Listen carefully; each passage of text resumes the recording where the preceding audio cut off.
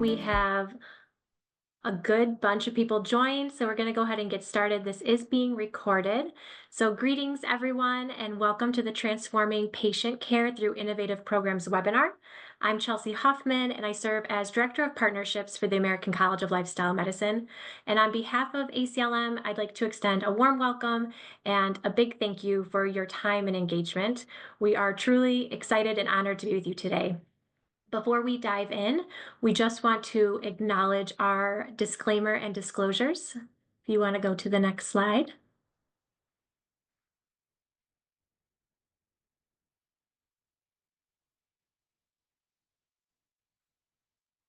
So we have a lively agenda today that I'm sure is going to spark some great questions. So please be sure to include those questions in the chat along the way. We will answer as many as the best of our ability, and then we will have time at the end for a Q&A. The objectives for our time together today are to really define lifestyle medicine and describe the role in preventing, managing, and reversing chronic disease, explain the value of certification in lifestyle medicine, and analyze how it enhances clinical practice. We'll evaluate the interdisciplinary approach of lifestyle medicine and assess its impact in patient care. We'll analyze the structure, outcomes, and success of the impact by one medical program in improving patient health across diverse populations. And we will develop practical strategies for integrating lifestyle medicine principles into patient care. With over 700 of you all joining us here tonight, it's pretty clear that there is a growing interest in lifestyle medicine training and education and solutions to not only improve patient outcomes, but to also have the power to really reshape the future of healthcare delivery.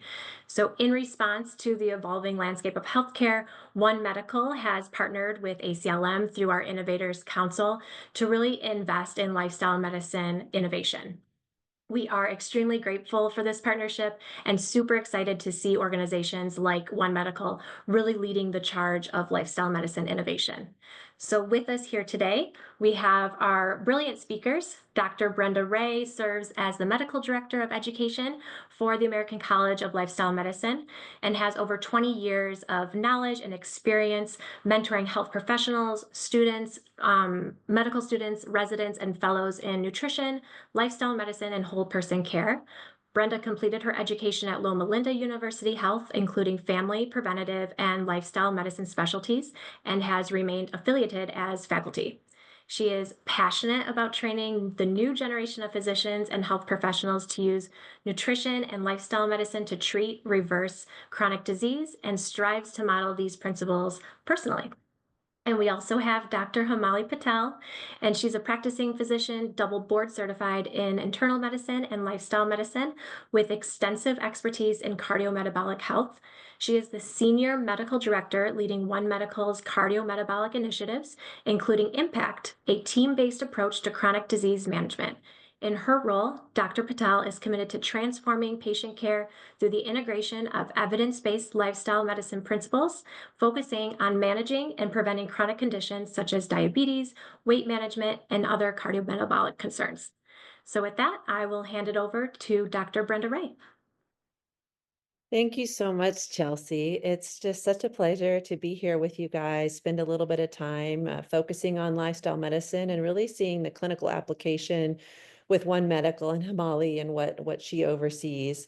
But before we dive in a little bit further, I wanted to just highlight something that we all know, and that is we really have a chronic disease prevalence at an all-time high at this point in our country and many places around the world. You can see in the center here, I won't go over all the statistics, but just to highlight a few, 6 in 10 adults in the US have a chronic disease. And you can see 4 in 10 in the green circle, 4 in 10 have 2 or more chronic diseases. And then we have a lot of statistics about Alzheimer's, diabetes, heart disease and stroke, kidney disease, obesity, and cancer. So you guys can look at some of that data. And the fact of the matter is we are really struggling to get a handle on our chronic disease prevalence. And part of what we'll talk about today is what we see as one of the solutions of how to address this chronic disease burden that we're suffering from in our country. Next slide. And I just want to show you a couple pieces of information that might be helpful. And this is from the CDC. that the causes of chronic disease, you can see many chronic diseases are driven by unhealthy lifestyle practices, and the CDC predominantly focuses on the tobacco use and exposure to secondhand smoke, poor nutrition, physical inactivity, and excessive alcohol use. Next slide. This was a really interesting study, although it's a little bit older. It's within Haynes, and you can see here that it was almost 5,000 adults. And this was analyzed in 2016 from data from 2003 to 2006. And I just think it's just really relevant, even still to this day, that they found that only 2.7% of individuals actually had a healthy lifestyle. And this was defined by basically being physically active, meeting our physical activity guidelines of 150 minutes a week, having a diet score of at least 40%, the top 40% of the healthy eating index, and then a body fat percentage under 20% for men and 30% for women, and not smoking. And so you can see to have all four of those, only 2.7% of our population had these four healthy behaviors is really staggering and something for us to consider. It means that we're in bad shape, but we have a great opportunity to make some changes. Next slide. Lastly, to kind of show the state of our situation, you can see here that life expectancy versus health expenditure. You can see that the US is just really off the curve from all of our other developed countries. And so again, the money we're spending versus the health and life expectancy that we are achieving is quite different from other similar countries. And so again, how are we going to address this? And that's part of what we'll talk about today. All right, so what can we do about this? I will introduce on the next slide the lifestyle medicine movement. So we really see lifestyle medicine as the solution or a significant solution. The field of lifestyle medicine really is about focusing on our chronic diseases and getting to the root cause and starting to promote lifestyle changes to address the root cause.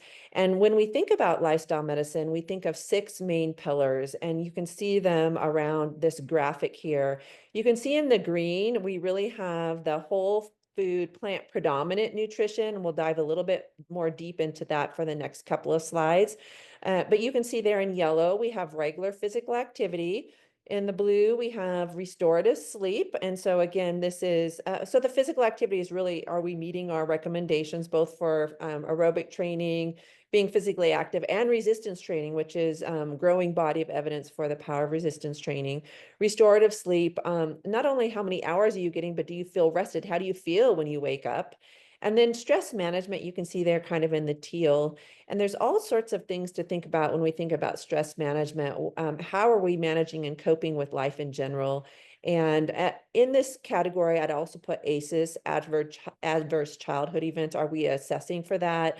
How do the social determinants of health add to the stress and lifestyle choices? So there's all sorts of things that we can expand in these different buckets that are really important for us to think about in relation to lifestyle medicine and lifestyle medicine implementation. So it's not just about assessing where people are in these buckets or in these pillars, but then what are our opportunities to help intervene in these different pillars as well. And so this is where we really want to focus.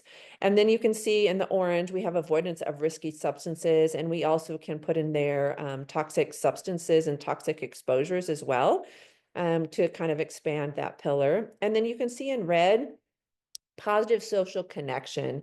So we know that we've had a loneliness epidemic, and we know that COVID has significantly contributed to social isolation. So connections through positive social interactions is really important. And we could even broaden this pillar into just connectedness in general. So, you know, there are people where connection really matters to nature, to their pets, to a higher power. And so really exploring meaning, purpose, and spirituality is another important component of this connection pillar. So let's move into the next slide. And I want to just show you one study that was really interesting. Many times nutrition is such an important pillar to really think about. If there's one pillar to really focus on for most people, nutrition has such the opportunity to impact greatly the chronic disease epidemic. And so American College of Lifestyle Medicine looked at the dietary recommendations and clinical practice guidelines, and they looked at these clinical practice recommendations from 2010 to 2021, and they did a meta-epidemiological study. And what I wanted to do was to just show you the results of this study. So we can flip to the next slide. What I think is so important when we talk about the nutrition pillar is where can we come together on common recommendations and common ground, and how can we support messaging around our common ground? And what you'll find is that through all of these recommendations over 10 years, that the top encouraged food groups that were recommended, you can see there in green. I know it's a little bit small and you guys can go and look at the study yourself, but I just wanted to give you a pictorial there on the right. So the top encouraged food groups were vegetables, fruits, whole grains, legumes, pulses, nuts and seeds, low-fat dairy, and any fish or seafood. And you can see really the highest percentage of foods encouraged were all the whole food, plant predominant eating patterns. And then you can see the most foods that were discouraged were the fatty meats, refined grains, processed meats, and red meats. And you can see that also on the diagram. And so when it comes to food, I think one of the things that it can be so confusing and so troubling for our patients, if we can come together on what we can agree on and help support our patients in the positive way in which they can move forward, I think that's going to be really, really important. And when I talk about nutrition with my patients, I always focus on what are the really positive, nutrient-dense foods that they can add into their nutrition pattern. And yeah, it's not that we don't talk about what we want to limit, but I never talk about what to limit without having a discussion about the amazing positive foods to add in as well. So they always walk away with what to add in on top of like an additional what might they want to avoid. And I think this is important for us to think about these considerations as we work with our patients. All right, next slide. This slide really is for me to kind of give you an idea about how to have an appropriate practice lens. So I'm a cat person, and this is not my kitty cat, but it was such a cute picture of a cat with glasses on. So you can see that you have two lenses. You have your traditional allopathic conventional medicine lens, and then we really want you to be thinking about what is your lifestyle medicine lens. So you're actually looking through your glasses with both lenses on equally, thinking about how these fit together. And one of the things when I think about your practice lens for lifestyle medicine that is probably the most important central thing to think about first and foremost is informed consent. So this is something that I always say to my medical students and residents, that if you have a lifestyle related chronic disease like hypertension, diabetes, obesity, cardiovascular disease, any of these really common chronic diseases, if you're going to prescribe a medication, I say never prescribe a medication unless you're also talking about the lifestyle medicine related implications and possibilities for them and how that could help them control their disease. And I think the art of medicine is really helping our trainees understand how to blend traditional conventional medicine and medications with lifestyle interventions as well. And if their chronic disease is so far out of control, obviously we're going to need to start medications, but also giving them the hope that, hey, maybe if you decide you want to do something differently with your lifestyle, that doesn't mean you have to be on this medication forever. We can actually think about deprescribing this down the road, and we'll support you in however you choose that to look. And so this concept of informed consent, I think, is super, super critical. Everybody deserves the right to know what their options are, and they get to choose what they want to do. And our job as providers is not to tell them what to do, but to present their options to them and then offer them support in however they choose to move forward. And then I have the next word here is hope. So to me, what lifestyle does is it really gives the patient hope that there are levers that they can pull, things that they can do differently that can help them feel like they can manage their chronic disease in a different way, and maybe even start to put it into remission and reverse it, should they choose to engage intensely enough to make that happen. And then the last thing I wanted to talk about was our chronic disease algorithms.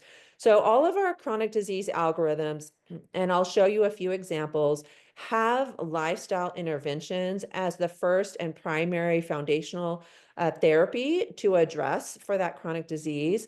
And oftentimes we don't do a good job of teaching our trainees how to actually do that. And in practice, a lot of our practicing physicians don't actually, we're never trained how to do this as well. So it's in all our algorithms, but we haven't really operationalized that and taught people how to do this. And this is where lifestyle medicine really, where the rubber hits the road, as we are saying, hey, this is really important. And this is how you can actually implement these algorithms and implement lifestyle medicine to support your patient and however they choose to engage in the lifestyle interventions. So let's just take the next slide. And how do we think about lifestyle change as the first treatment option, which is what is in most of our algorithms? So let's flip to the next slide. And I just want to give you some examples of where lifestyle medicine fits into recommendations in some of these algorithms and organizations. So the first one I just wanted to show you is USPSTF.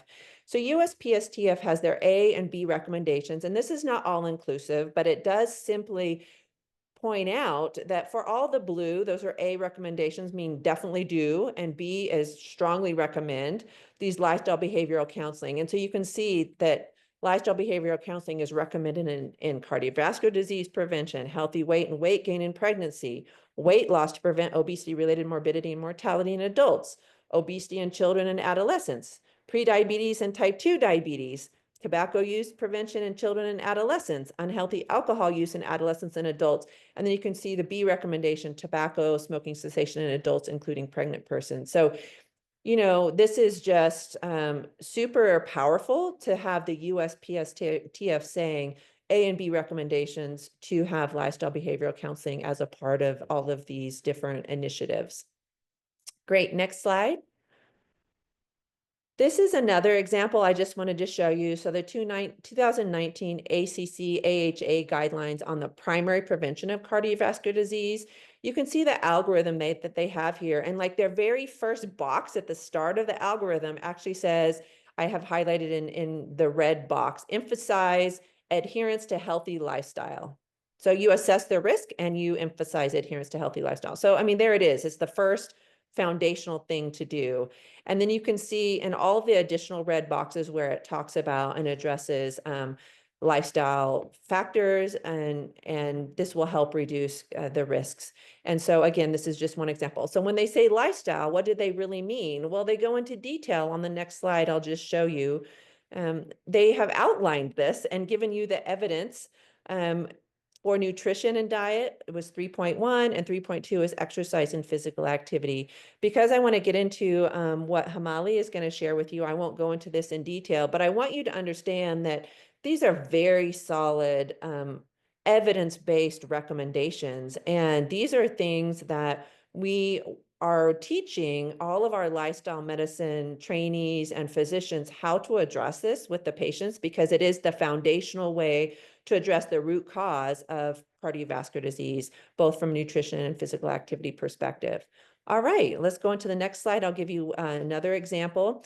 So this is the Obesity Medicine Association, and the Obesity Medicine Association gave me permission to share this slide with you guys, and it's from their slide deck from 2025, and sorry, 2024. And it's their algorithm. And what you can see here is they have potency and risk and cost. And you can see that the very first foundational aspect to address for obesity treatment is lifestyle, which includes nutrition, physical activity, and then behavioral programs. And then as you step up, you see lifestyle and medications, and then very low calorie diet, which is also lifestyle, nutrition. And then you can see at the very top is bariatric surgery. Personally, what I'd love to see is lifestyle cut across the entire axis all the way through. But anyways, it's a really nice to see these algorithms and see where lifestyle is integrated. And I wanted to point out that in the orange at the bottom here in the description under potency asterisk, it says long-term adherence to a lifestyle program can be as potent as gastric bypass surgery. And so you can see adherence. A lot of times when we think about lifestyle, adherence is definitely one of those things that we really want to focus on. And so again, adherence, focus on sustainability of lifestyle really is about connectedness and relationship and figuring out what the patient's why is so that they understand and you're able to support them in their why. Why does this matter? And how do they make these changes that can be long term and not just short term and something that can last a lifetime? Great. Next slide. Another couple concepts I wanted to review with you before I turn it over to Hemalee is that really lifestyle medicine does achieve the quintuple aim. And so you can see here the quintuple aim really looks at clinical outcomes that are improved, enhanced patient experience, health equity, cost savings, and clinician satisfaction. So I'll talk a little bit about that more at the end when we talk about certification. But I can't tell you how many people I've worked with who have gotten into the field of lifestyle medicine that have said to me, this is the reason why I got into medicine to begin with. I actually really want to help patients reverse their diseases, prevent their diseases, and help them heal, and not just continue to add one medication after another, not addressing and getting to the root cause. And so clinician satisfaction is such a huge one right now, especially with burnout and suffering from lack of resilience. So quintuple aim, super important. And then my last slide really is this idea that lifestyle medicine is a team sport. So I was always involved in sports and thinking about how our team functions together. It can't just be about the physician. We have an entire team that can help support the patient and really figuring out who the team is in your clinical environment and how you can create the team to support your patient's health goals is really important. So you can see here there's dietitians, PTs, OTs, and exercise professionals, nurses, mental and behavioral health professionals, pharmacists and social workers, health and wellness coaches. Those are all within the core clinical team. And then in the middle, you have MDs, DOs, NPs, and PAs, which are a super important part. And then you can see that we also have our healthcare executives, our self-insured employers that can help support and pay for these interventions. We have researchers, we have government agencies that set priorities and set policies, and we have our advocates. And so when we think about this whole delivery model and the systems and culture, how do we build our interprofessional teams within these systems and cultures that are so important to support our patients and support our providers in being able to be healthy and well as they go through their career and help them stay in their career in a satisfactory way so that they feel like they're actually making a difference. All right, let's flip to the next slide. And what I would like to do now is turn it over to Hemalee, and she's going to be able to share with us so much about the work that she's done with impact in One Medical. Thanks so much, Brenda, and thank you all for having me here today. It is about a team, and so I'm excited to discuss impact. If we want to go to the next slide, I just wanted to, for those of you who are not familiar with One Medical is a national primary care practice on a mission to transform healthcare for all through a human-centered, technology-powered model, focusing on quality care that's affordable, accessible, and enjoyable. Our members receive seamless access to comprehensive care in offices, as well as 24/7 access to virtual care. And in addition to that, we work with more than 8,000 companies to provide One Medical health benefits to their employees. We go to the next slide. So within One Medical, we have a team-based model of care when it comes to the management of chronic cardiometabolic conditions called IMPACT. And IMPACT is a nationally available program. It's billed to insurance, and it really supports the PCP and the patient in their health journey. So the patient and the PCP are, in this together. The PCP still remains the quarterback of care, but the patient is enrolled in IMPACT, and their health journey is tailored and personalized to their individual needs. And in partnership with their extended care team, which is comprised of specialized clinicians, so PCPs at One Medical, many of whom are double board certified in lifestyle medicine and also obesity medicine, clinical RN educators who are also diabetes certified educators, national health and wellness certified health coaches, and clinical pharmacists together really round out the patient experience and support the PCP and the patient's journey towards better health outcomes. And so this team-based approach really allows for effective longitudinal care, moving from reactive care to proactive care, ultimately leading to the health outcomes that we all desire for our patients. And this schematic really shows, different touch points and levers that we're able to pull for our patients when they're enrolled into IMPACT.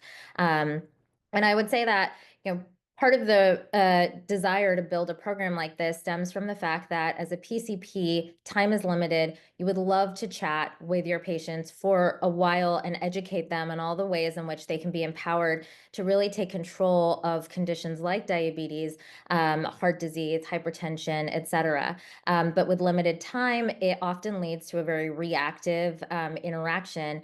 And so really, we want the PCP to remain at the center of the patient's care, but we provide this ancillary service that really supports them while they're going through their journey. Next slide. And so these are the types of care within chronic disease management at One Medical. So I discussed our expanded dedicated team that specialized in cardiometabolic conditions. All of our team members have taken the foundations of lifestyle medicine, including our pharmacists. We do team rounds on a weekly basis. We also do kind of grand round style where we'll bring in patient cases and have different providers come in and facilitate those with our coaches, really to understand what we could be offering our patients and different needs that come up during the journey in impact.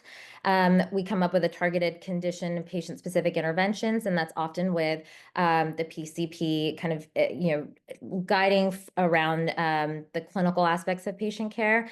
We have an e-education portal, which houses all our evidence-based educational content, and that is constantly peer-reviewed and updated as needed. We do have shared medical appointments, so historically known as group visits, and it's a really lovely place for people to build community, and I'll discuss kind of how that folds into the program as a patient goes through it. And then our one-on-one behavior coaching by our board-certified health and wellness coaches really supports and focuses on behavioral and motivational change, focusing on SMART goals, ongoing support with patients.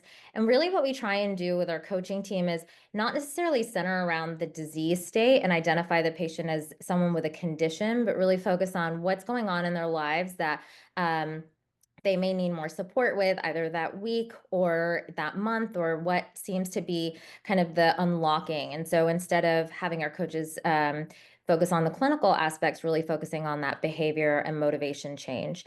And then all this is powered by our remote patient monitoring and health and wellness monitoring tools such as CGMs, Bluetooth-enabled blood pressure devices, weight scales and trackers that are behaviorally very powerful in allowing patients to see their progress in real time and track their relevant data. And we also are able to share all of this with the PCP. So if we go to the next slide.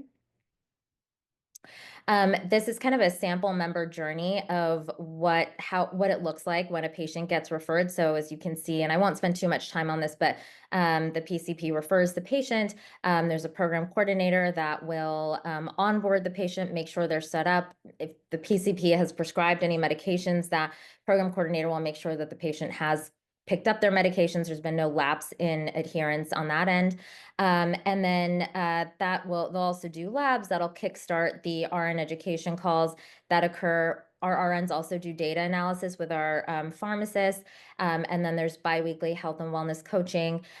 We will order labs. And then when the patient has completed and achieved their predetermined goals or gone through the program, we'll kind of do a offboarding and a soft handoff back to the PCP.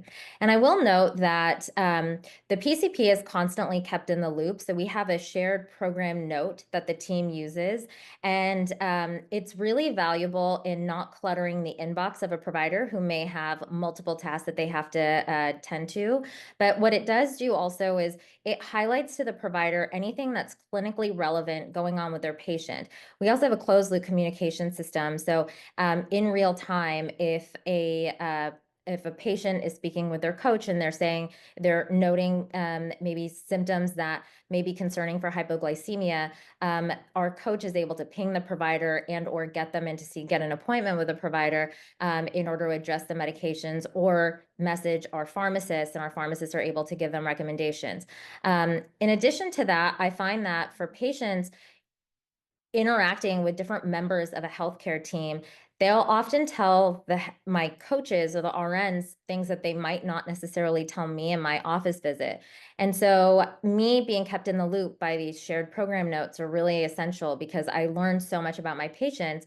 And I also may know that, one of my patients' pets was sick, or, maybe that's why they didn't show up. And so it allows me to develop a deeper relationship with my patients, understand them more on a holistic level. So when they're coming in to see me on their next visit, I'm apprised of how they're doing. We can get to a deeper, meaningful relationship. It builds trust and it allows for that longitudinal care. Next slide. So this is a typical kind of patient journey that a patient may be referred to. So this person's a 36-year-old female, has a BMI of 28, has prediabetes, had seen their PCP, their A1C was 5.7, their PCP had told them to kind of work on their lifestyle. They came back in for their 6-month A1C check and it's risen to 6.1. They also have stage 1 hypertension, an LDL of 140, that was previously 120. And after discussing possible interventions, their PCP, they were referred to IMPACT. And so along with a complete visit survey, inclusive of a past medical history, family history, med assessment, we also get initial labs on this patient to make sure that they're current if they have not had recent labs. And in this case, this patient, if they were on 3 or more medications, so one for their hypertension, maybe they were on potentially a statin or something else, they would go into a clinical pharmacy med review. And our pharmacists are so valuable in this because not only are they looking at the med review to see if there's any interactions or any drugs that may need to be adjusted, they're also getting to know the patient, and through the journey of the patient's time and IMPACT can make recommendations to dial down, dial up based on how the patient's responding. Very often in our patients who come in with hypertension and are going through lifestyle medicine with an IMPACT, within the first month or two, it's not uncommon for their blood pressure to resolve or get under control, so much so that they may need to have their blood pressure medications titrated or completely discontinued. And so having that checkpoint with a clinical pharmacist, including the Bluetooth-enabled blood pressure cuffs that let us get blood pressure readings pretty consistently, allows for that checkpoint. And then from there, there's the coaching, the RN education, PCP check-ins as facilitated by the IMPACT coordinator, but really anyone on the team if they feel like the patient may need to see their PCP more often. And then that's all supported by our digital education e-portal, where they're receiving handouts. There may be modules that our team is suggesting. So on the Content Hub, we have the pillars of lifestyle medicine. We're really focusing on making sure that nutrition is foundational, exercise is foundational, and we're using evidence-based recommendations from ACLM, and really making sure that the patient is assimilating that type of information in real time. Once the patient has reached their desired goals outlined by the PCP and the care team and the patient, they are kind of placed in this maintenance month. And one of those options is our Living Better Shared Medical Appointment group series. And what's nice about that is not only does it build community, and I think a lot of people who suffer from diabetes and uncontrolled chronic cardiometabolic conditions do have higher PHQ-9 levels. They do suffer from depression and anxiety. And being around community and folks who have gone through the program can be really powerful for them to maintain and feel like other folks are in a similar, have gone through a similar kind of process in getting their A1C and their disease state under control. And so I've taught Living Better classes all throughout my time at One Medical, and I really enjoy it as a provider. It's really fun to really facilitate. I feel like at this point when my patients go in, they're actually really teaching each other what's worked for them, what hasn't, where there might be areas where they're worried, and there's a lot of friendships that are made in these classes, and I think they are really valuable in building that community and that trust. Next slide. I wanted to touch on our clinical pharmacy team because it is a really unique offering at One Medical. Impact is the only program to have clinical pharmacists. They're specialized in chronic disease management. They're embedded in our primary care model. One of our pharmacists is also a certified diabetes educator. Again, as I said, that they've all taken the foundations of lifestyle medicine courses through ACLM, and they really work directly with patients and providers to improve medication adherence, optimization, and quality outcomes. And so, they'll also deliver CGM analysis and education. They're working with patients who maybe started on insulin, and especially now, folks who are on insulin that their providers may want to start them on a GLP. They're really working with those patients to make sure that that's being done safely and adhered upon in a controlled state. They're also providing a lot of medication education, and they do medication reviews as well, which they actively are looking at our patients to make sure, one, folks that are coming in to the program are medically managed optimally. And that could mean that, in the beginning, a patient may be on all the medications needed to control their disease state, but we're working with the patient as so much as they're desiring to and as they're progressing to make sure that those medications that are necessary, they remain on, but those that are need to be deprescribed or titrated off, those recommendations are being done in conjunction and partnership with the PCP.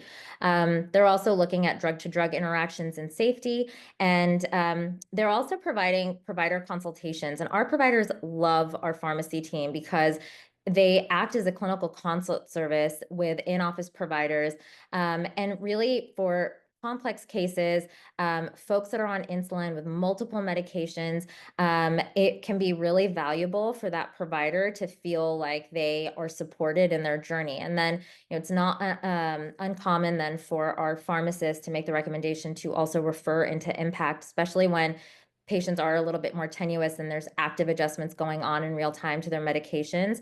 Going through the program gives them that extra oversight, as well as that medication education that is needed in order to safely discontinue medications as they progress through the program. Next slide. And I wanted to touch on our results. So when I was in medical school and all through training and residency, it was understood to me that to achieve any sort of meaningful change in A1C, it would take years, and certainly not months. And when we rolled out the program initially, we started seeing dramatic reductions in A1C in as little as like 2 to 3 months, simply by the adoption of lifestyle medicine and allowing patients to be empowered in their journey and make decisions that are moving towards healthier habits and healthier lifestyles. And so we've now seen over 3,000 patients in our program, and you can see from A1C between 7 and 9, we're seeing anywhere from a 2.5 to 3.65 reduction in A1C, and we're also seeing significant average reductions in LDL across post A1C ranges. We will be releasing our hypertension data as well later on this year, and super exciting to see, the deprescribing of certain blood pressure medications and where we are in control of that. And while those who complete the clinically needed session show the largest improvement, those who disengage early for whatever reason also show meaningful reductions in A1C and also show improved engagement with their PCP. Next slide. And we're really proud to say that this is an equitable improvement in A1C by race and gender across baseline levels of control. Next slide. And here are a couple of patient stories, real patient stories. One, and I think it highlights the beauty of having something like lifestyle medicine as a foundation when it comes to empowering patients to make choices and opening the aperture of choices for them, making them feel like they have a handle on their disease state, no matter what culture they're coming from or whatever constructs they're coming in with. And so one is our Filipina patient who she was, I think, 37. And her mom had diabetes, was on insulin. Her grandmother had passed away from complications of diabetes. Her sister, who was younger than her, also had diabetes and was also on insulin. And she had come in because she just did not want her fate to end like her grandmother's. And she had tried all sorts of different types of diets, medications to control her A1C, and she was at that point on diabetes medications and blood pressure medications, but she still could not control her A1C. And each time she would feel more and more dejected and feeling like her path was to follow the fate of her family.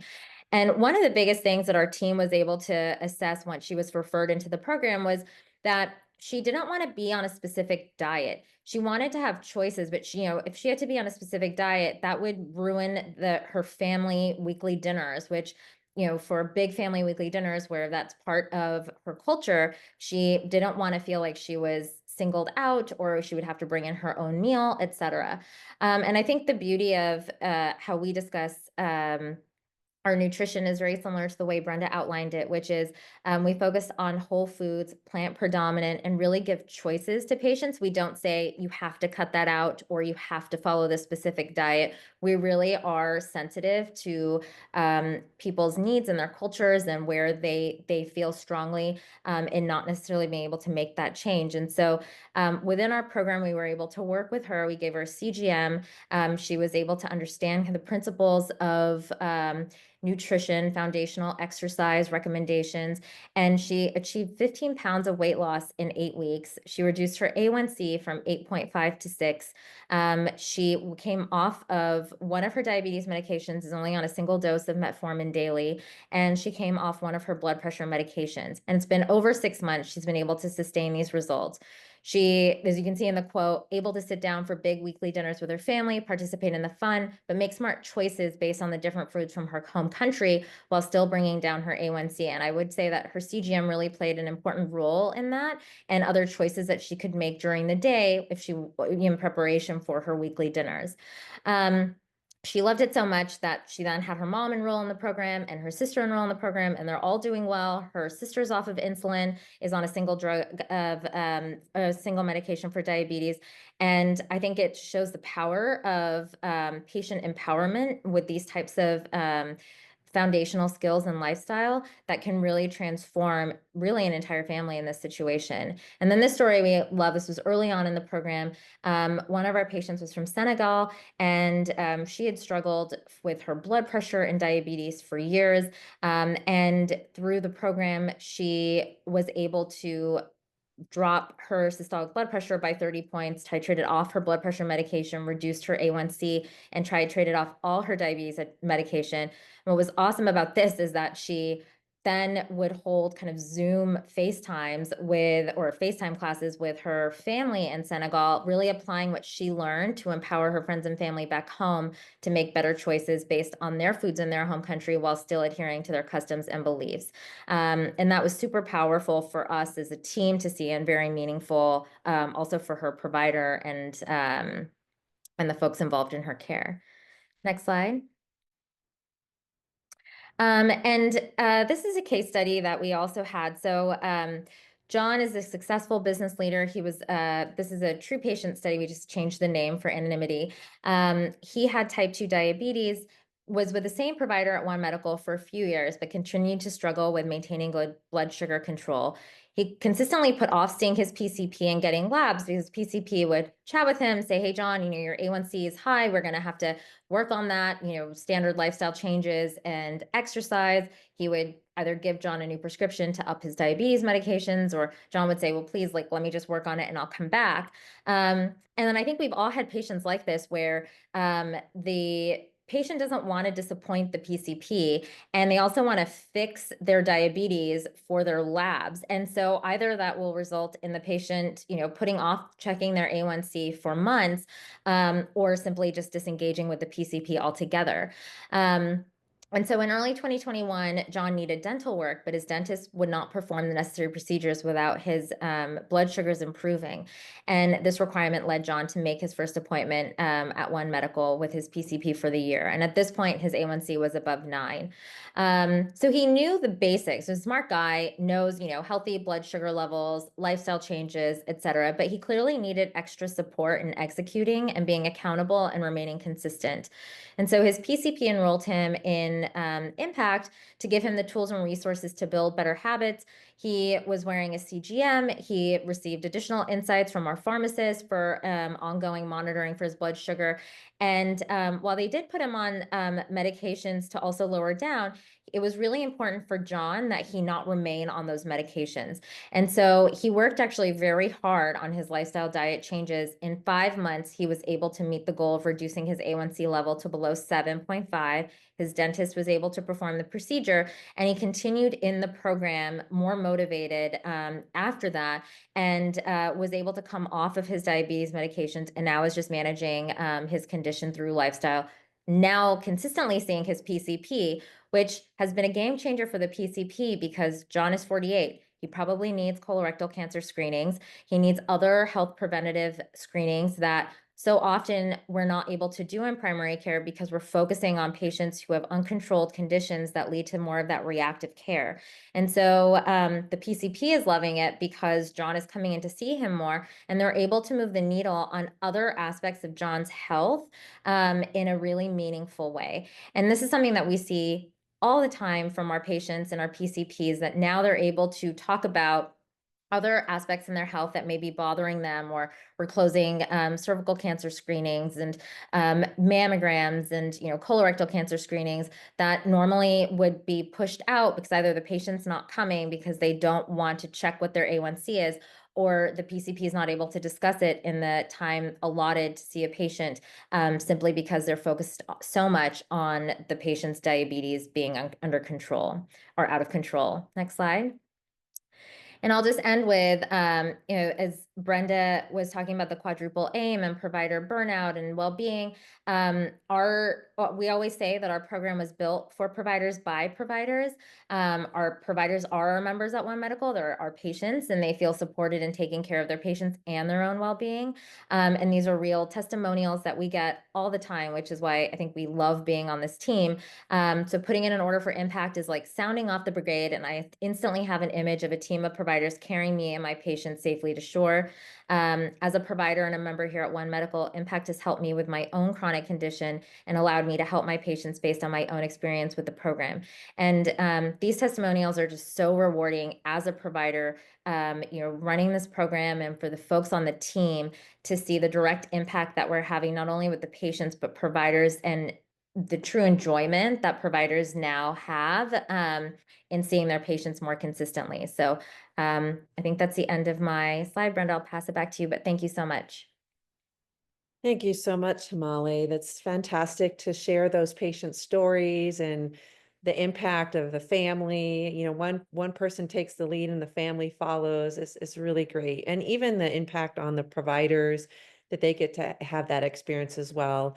One of the Q&A questions that came through is, what can we do to really move the needle and move this forward? And I just wanted to spend the last few slides to just share with you guys next steps of things that you guys can do. So Hemalee basically talked about how some of her providers have done the lifestyle medicine and food medicine essentials course. And so I just wanted you guys to know that this is a course that the American College of Lifestyle Medicine has made available through the end of September, free through the White House Initiative on Food and Hunger. And you can see we have a promo code there. We have a QR code and the link.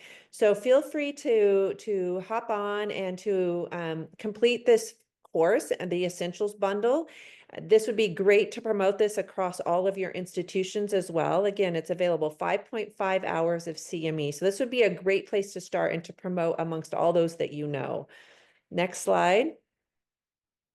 Another great opportunity is to become an ACLM member. And so if you become an ACLM member, there are a lot of member benefits where you have access to advocacy, you have access to patient care tools, toolkits for you as a provider, how to do shared medical appointments and help you think about billing and coding and these types of things. So I encourage you to take a snapshot of that QR code and think about becoming a member. And there are special prices for trainees, medical students, residents, health professional students. So I encourage you guys to think through this and join if you'd like. It's a fantastic community to join. Next slide. We also have an annual conference. And so the Lifestyle Medicine 2025 conference is in Texas, November 16 to 19. Registration is open, so encourage you to think through this. This annual conference actually meets the criteria, one of the criteria requirements for lifestyle medicine certification. So I would say if you want to do the essentials, that's great. It does not necessarily contribute to certification, but if you really want to have like-minded folks that you can interact with, I encourage you to come to our conference, check it out. It's just very full of energy. And like I said, like-minded people, it's really fantastic. So I encourage you to do that, and it'll help you complete some of the requirements for certification. Next slide. Lastly, I want to encourage you, if you're really interested in lifestyle, you want to really learn how to implement this in your own practice and clinically, and you want to start to create a team for that team sport, I would encourage you and all those that you work with to consider lifestyle medicine certification. So you can see the QR code there. You can learn more about it. And like I said, that the conference helps meet those criteria. And we have over 8,000 physicians and other clinicians that are healthcare professionals globally that are now certified. And so we encourage you to think through that as well. Next slide. I just want to encourage you that the time is now. There's no better time than like the present. And this will actually change the way you practice. It will change the way you view your own health and that of your patients, and really empower sustainable change. So we really appreciate you joining us, and encourage you to think about if now's the right time for you to take that next step forward. Next slide. So we're here to help answer any questions for you guys, and Chelsea's going to provide us with any additional questions that we would like for you guys to have us answer. So thank you so much for your time. Chelsea, I'll turn it over to you. You both. That was such a great presentation, and we have some good questions that came in. One question that was asked several times, Hemalee, is where does funding come for this program and for the devices specifically for remote patient monitoring and the CGM? Is that being paid for by the patients, or is that provided to them?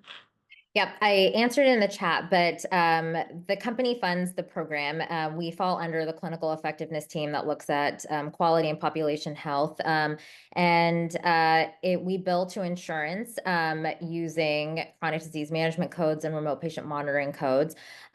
We do not supply CGMs. We are very transparent from the very beginning with our patients in regards to range of cost depending on insurance, and if they are unable to purchase the CGM because it doesn't work with their budget, we really work with them to check finger sticks. And because there's so many touch points with our team throughout the journey, we really do allow for the patient to self-report based on finger stick checks. But I would say that most folks are able to, and now especially with CGMs being available over the counter and a lot of coupons that are being presented to them when they go in, when it's prescribed, most patients will do around like 1 month of CGM, and then we'll kind of decide if that's something that they want to continue, or if they kind of understand now how their blood glucose is responding and will kind of intersperse it during their time in the program. Thank you. Another comment and question: chronic disease algorithms can really push forward implementations of lifestyle medicine. How can we integrate these algorithms into ongoing trainings for clinicians or colleagues who are more resistant to moving away from reactive medicine? Thanks for the insightful segment. Brenda, do you want to take that one? Yeah, that's a great question. And what I would say is I think we just need to encourage the education and training that we do have available. So I would say the first thing to do would be to offer them the Essentials free bundle, the 5.5 hours that is available through September, to allow them to go through that and experience the trainings and education themselves. And we're hoping that as they get exposed to the opportunities and possibilities, that will encourage them to move forward and to do additional training. The Foundations of Lifestyle Medicine board review course is also a fantastic course that they can take, which will help them dive a lot more deeply into the topics and understand how to implement. So those would be the next steps. Hemalee, do you have any other thoughts? No? Okay. Nope, you answered perfectly. Okay. Brenda. Another question for Hemalee: how does One Medical share content hub with patients or caregivers through EMR interface or a private YouTube channel with different teammates on various topics? We don't have a YouTube channel, but that's fun. It's within our proprietary EHR, and we have over the years created a lot of content, and you can find this on the One Medical blog as well. But for the content curated within Impact, it's shared as a discrete login within our EHR. Thank you, Hemalee. We're getting some questions about ROI. One participant is curious if you know the program short and long term, and have you measured the cost effectiveness and financial impact? We have, and that's something that we're looking at in real time. And so we will be publishing those studies later on this year. So stay tuned. Then, how do you capture the different types of interventions, contacts included in the different CCM, PDCM codes? Yep, we have a fantastic billing and product team that goes along the care journey with us and really making sure that they understand all the interactions. And I think the shared program note really allows for that as well, in capturing all the different types of interventions that are going on. Brenda, this one would be for you. As a primary care physician who has additional degrees in nutrition and mental health therapy, would we still need a multidisciplinary team?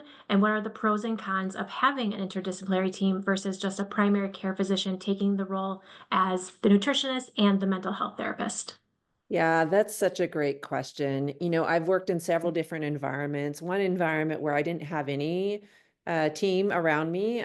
So I functioned as the dietitian, as the coach, as one stop. And it wasn't ideal because you really needing to have the patient come back more regularly for more contact points in order to really support behavior change when they want to do it intensely. And actually, the cost is greater when they're having to see me as a physician more regularly. But I've also worked in an FQHC setting which I think is fantastic, where I get to have residents working with me, and we have pharmacists and dietitians and behavioral health students, and all sorts of support around me. And I think it's advantageous with my background to understand and know what's going to happen when they go to these other health providers. And I can really talk them up and say how important it is and encourage them that this is going to be fantastic. But yeah, it enables more cost-efficient care for the patient and more touch points. To have more effective health behavior change strategies and support. You, Brenda. Mhm. Hemalee, do you know the rate of remission for hypertension and diabetes that Impact has achieved? We have remission. Is it maintaining their A1C at the completion of the program? I guess that's I was going to ask that in the question. Um, if so, our patients have been able to maintain at least over the past, I think I put it on the slide as well, over the past year, and we're still following those outcomes further on. What we have seen is that patients are actively continuing to engage to monitor their A1C. We also, which I did not mention in the presentation, are monitoring these patients once they've completed the active phase of Impact. We really try and keep the goal of A1C between a 0.5 to 1 point range. Of course, life happens, and we know that motivation can vary at any given time. And so we want to make sure that while we've kind of let go of patients and pass them back to their PCP, we're still monitoring them in the periphery with our population health team. If we do find that, and I think someone asked this question as well, but if we do find that a patient is veering closer to that 1 point range, someone on our health team who has worked with the patient before will reach out to the patient to check in to just make sure that they don't need further support. If they find that they want to re-engage with Impact, we absolutely let them re-engage in the program, but we're really focusing on like what are the areas of need. So they may not see the RN and the coach and the pharmacist. Maybe they need a few more coaching sessions and a little bit more closer follow-up with their PCP to make sure that the PCP is aware of whatever is happening in that person's life that's causing them to veer out of range for their A1C. Yeah, and I'll just jump in, Hemalee, talking about the definition for remission. So ACLM has recently published several critical articles around diabetes remission, and defining definitions and some of these kinds of things. So we'll work with our team to see what we can do to add maybe some links to some of those diabetes articles so people can just review them and see where we're headed in that direction as far as lifestyle medicine and what remission actually means. Great. Thank you. And then there's been a few questions about how much time do the patients spend with the provider versus with an RN or a health coach?